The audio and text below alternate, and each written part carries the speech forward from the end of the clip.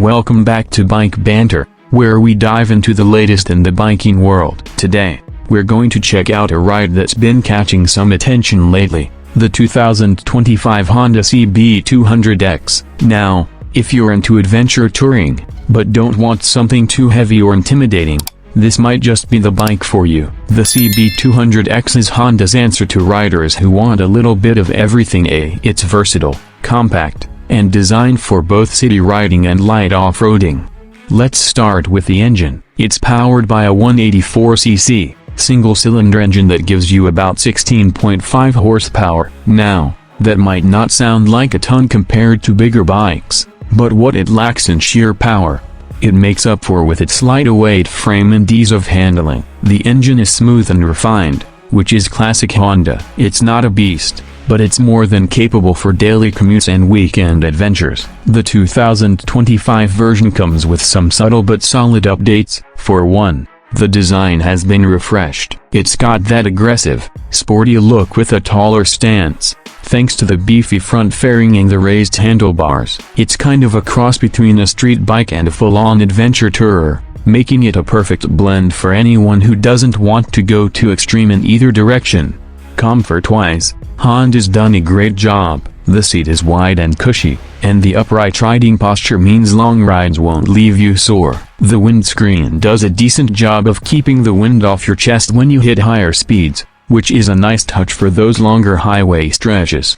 Speaking of the highway, let's talk performance. The CB200X isn't a bike that's going to blow you away with speed. It's more about maintaining a comfortable, steady pace. It cruises nicely around the 100 km/h mark, and it's got enough grunt to overtake traffic when needed, but it's not something you're going to push much beyond it without feeling it struggle a bit. But for what it is, a city and light adventure bike, it handles its purpose perfectly. Now, let's get into the suspension. The bike comes with telescopic front forks and a rear monoshock, which is adjustable. The setup works well for daily riding and can handle light trails, gravel roads, and the occasional pothole without much drama.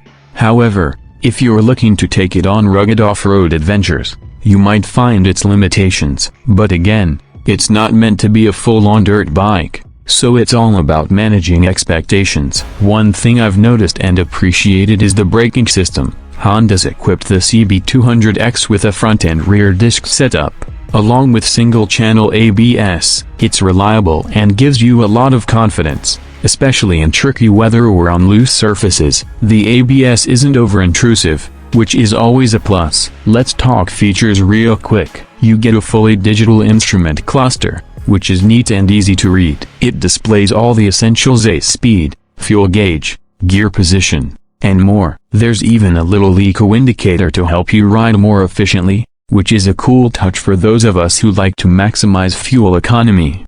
Fuel efficiency is another strong point of the CB200X. Honda's claiming it gets around 40 to 45 km/L, which, for a bike that can do light touring, is pretty impressive. With a 12-liter fuel tank, that gives you a decent range before you need to fill up. On the downside, there are a few things to keep in mind. While the bike is great for what it's designed for, if you're someone who wants more power or more aggressive off-road capabilities, you might feel a bit limited. And while the 184cc engine is peppy in the city, it does start to feel a bit underwhelming on longer, open roads. But for beginners or intermediate riders looking for an affordable, easy-to-handle, and comfortable bike that can take on both city streets and some adventure riding, the CB200X is a solid choice. It's not trying to be a hardcore adventure bike, and that's okay because what it does really well. So, what do you guys think about the 2025 Honda CB200X? Is this the right balance for your riding style,